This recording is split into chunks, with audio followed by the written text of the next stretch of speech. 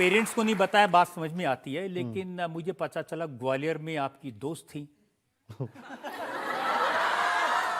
उनको जब पता चला कि ये इंजीनियरिंग नहीं, वो तो बहाना है, असली तो उनको फिल्मों में जाना है, तो उन्होंने भी साथ छोड़ दिया। अभी वो, हाँ, जब मम्मी पापा को बताया तो वो खुश हो गए, दोस्त को बताया तो वो खुश नहीं हुई। तो वैसा सा समझ लीजिए। डॉक्टर्स के खानदान में एक्टिंग का कीड़ा कहां से आया? आप तो अच्छे भले लगते हैं।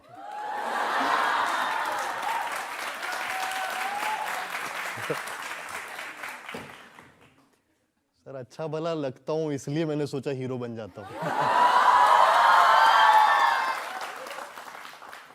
देखिए, घर वाले सोचते थे कि बेटा इंजीनियरिंग कर रहा है, पढ़ाई कर रहा है दिन रात, लेकिन बेटा ऑडिशन पे ऑडिशन, ऑडिशन पे ऑडिशन। अब वो उनको नहीं पता था।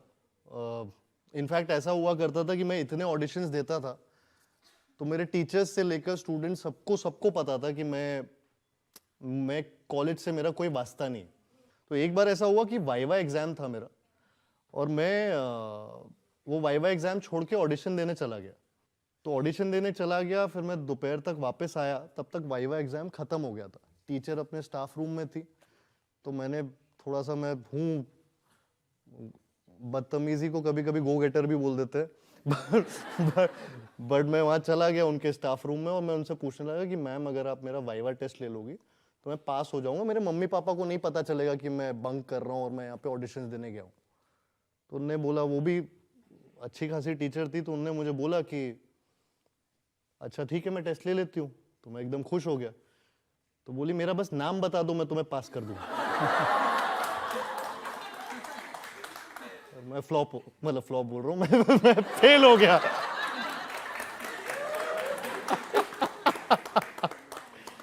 मार्क्स नहीं दिए उन्होंने। लेकिन वैसे तो लड़कियों के नाम याद करने में आप काफी तेज हैं।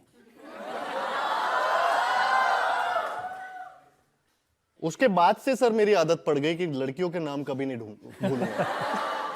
जब आपको फिल्म मिल गई, साइन कर ली, तो आपने अपने उन दोस्तों को जिनके साथ रहते थे, खाते पीते थे, खेलते थे, टाइम बिताते थे, उनको साल भर तक नहीं बताया कि आप जाके एक्टिंग कर रहे हैं?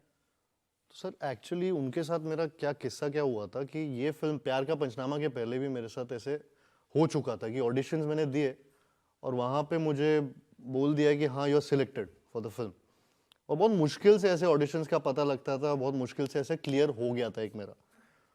और फिर उसके बाद वो क्लियर होने के बाद मैंने सीधा सबको बता दिया था कि हाँ मैं हीरो बनने वाला हूँ, और मतलब ऑलमोस्ट इश्तिहार ही दे दिया था पूरे शहर में।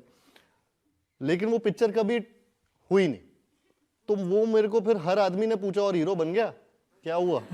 तो मेरे साथ वैसा एक बार हो चुका था। तो मैंने डिसाइड किया था कि जब भी मेरी कोई भी पहली फिल्म हो रही है, कुछ भी ऐसा काम हो रहा है, मैं किसी को बताऊंगा नहीं। तो मैं वहाँ 12 लड़कों के साथ रह रहा था लोखंडवाला में, मुंबई में, जब मैं प्यार का पंचनामा के लिए मतलब शूट भी करने जाता था।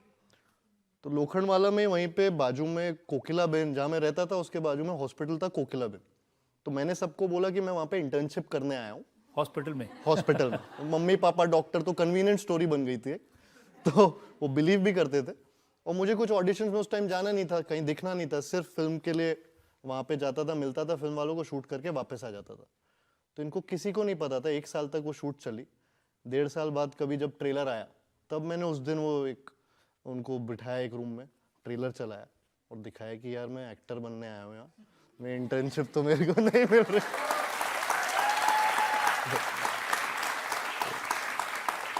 लेकिन जब रेलवे स्टेशन पर जाते थे कपड़े चेंज करने, मुंह धोने, तब नहीं लगता था कोई देख लेगा और ग्वालियर में फोन करके मम्मी को बता देगा? तब कोई जानता नहीं था सर, तो सामने मैं चेंज कर लेता था, फेस वॉश यूज करके अपना मुंह धो के ऑडिशन पे चला जाता था मुंबई में।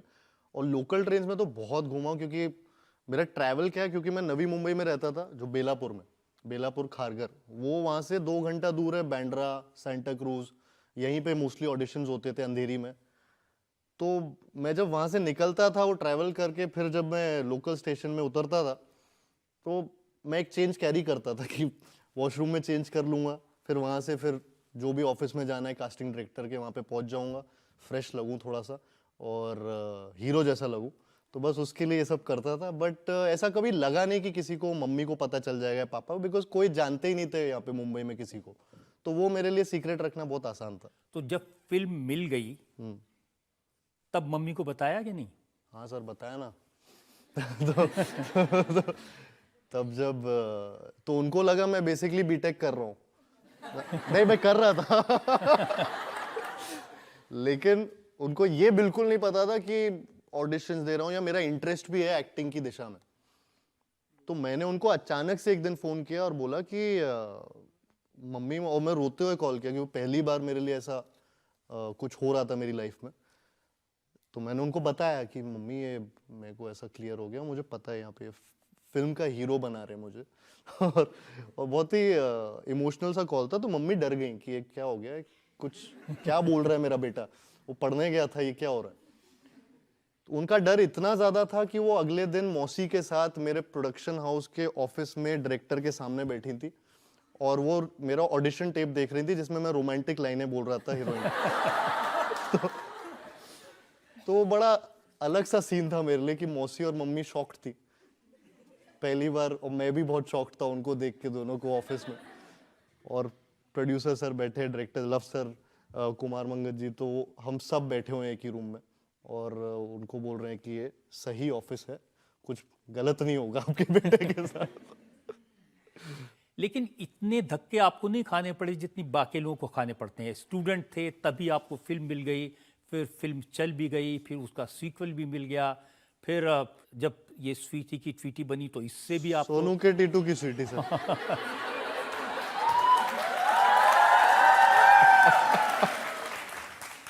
फर्स्ट फिल्म का भी मेरा एक स्ट्रगल ये था कि 2-3 साल तो मुझे लग ही गए थे जब मैं मतलब कॉलेज से ये सब चीज़ें ऑडिशंस मैं ऑडिशंस फेसबुक पे ढूंढता था। मैं किसी को जानता नहीं था और उस टाइम फेसबुक पे लोग काफ़ी ऑडिशंस के बारे में कास्टिंग डायरेक्टर्स डालते थे। तो मैं उसमें सर्च करता था एक्टर्स रिक्वायर्ड या फिर ऑडिशंस, तो उसमें जो भी ग्रुप सर्च में आ जाता, मुंबई ऑडिशंस, तो वहाँ पे पहुँच जाता था मैं डायरेक्टली। अब वो जब ऑडिशंस हो रहे थे, कर रहा था, लेकिन वो कभी भी एक करेक्ट फिल्म का ऑडिशन नहीं मिलता था या फिर करेक्ट चीज का, मैं मतलब कभी ऐसे क्रैक नहीं हुआ। तो वो 2-2.5 साल उसमें लग गए वो करते करते। और प्यार का पंचनामा का जब ऑडिशन एक फेसबुक पे मुझे ऐसे दिखा था कि we are looking for 6 people, वो नए लोगों को लॉन्च करना चाह रहे थे उस time, and one guy is this, ये उसकी स्पेसिफिकेशन कुछ लिखी थी। तो मैंने अपनी फोटोज, मेरे पास पोर्टफोलियो नहीं था, तो मैंने अपने कुछ दोस्तों ने जो फोटोज खींची होती है साथ में, वो क्रॉप करके, वो फोटो सिर्फ मेरी फोटोज में, किसी का हाथ यहाँ पे है, किसी के बाल है यहाँ पे, वो वाली फोटोज मैंने ऑफिस में भेज दी थी वो मेल आईडी पे। और उन्होंने वो फोटोज से, और उस पे मैंने लिख दिया था I am the guy you are looking for. तो थोड़ा ओवर कॉन्फिडेंट था, लेकिन वो काम आया, उन्होंने बुला लिया मुझे। तो वो ऑडिशन मेरा हुआ, फिर ऑडिशन चला 6 महीना, वो ऑडिशन भी चला, और फाइनली प्यार का पंचनामा हैपेंड। बट मेरा नाम फिर भी प्यार का पंचनामा के बाद लोग नहीं जानते थे। मुझे हमेशा वो लंबे डायलॉग बोलने वाला लड़का, या एक सांस में बोल देता है वो, तो वो शंकर महादेवन टाइप, तो वो ब्रेथलेस, तो वो वाली चीजें बोलते थे मेरे लिए।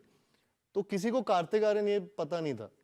पंचनामा 2 भी आई, उसके बीच में भी मैंने आकाशवाणी कांची की फिल्म जो चली नहीं, लेकिन तब भी पंचनामा 2 में भी वो मोनोलॉग बॉय वो चालू था।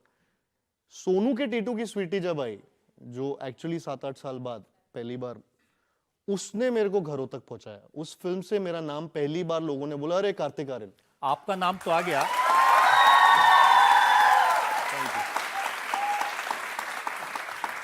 उसमें आपका नाम पता चल गया, लेकिन लोगों को फिल्म का नाम नहीं समझ आया, सोनू के टीटू की ट्वीटी की स्वीटी। सोनू के टीटू की स्वीटी, ये अभी। अब जैसे मैं आपको एक लाइन देता हूं, हाँ सर। आप जैसे बोल सकते हैं सोनू के टीनू की, टीटू टर्मिनल सर, टीटू की स्वीटी। सोनू के टीटू की स्वीटी। हाँ। अब आपको मैं एक लाइन देता हूं, पीठ ऊंची ऊंट की या पूंछ ऊंची ऊंट की? पीठ क्या है?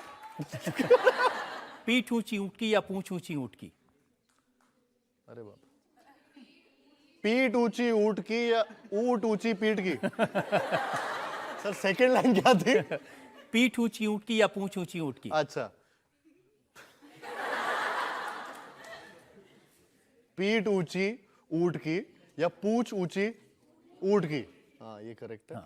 इसको जल्दी जल्दी बोलना है, पीठ ऊंची ऊंट की या पूंछ ऊंची ऊंट की, पीठ ऊंची ऊंट की या पूंछ ऊंची ऊंट की, ऐसे।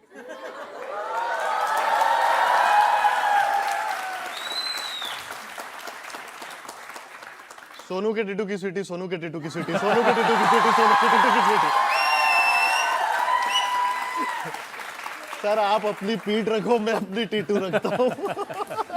जनता में जो लोग सवाल पूछना चाहते हैं, एक्चुअली मेरा कोई सवाल नहीं है, एक रिक्वेस्ट है। जैसा कि आपकी मोनोलॉग की तारीफ काफ़ी देर से हो रही है, तो मैं चाहती हूँ कि आप अपना वो मोनोलॉग एक बार हम सब के लिए करके दिखाएं प्लीज़। मैं ट्राई करता हूँ बहुत बार।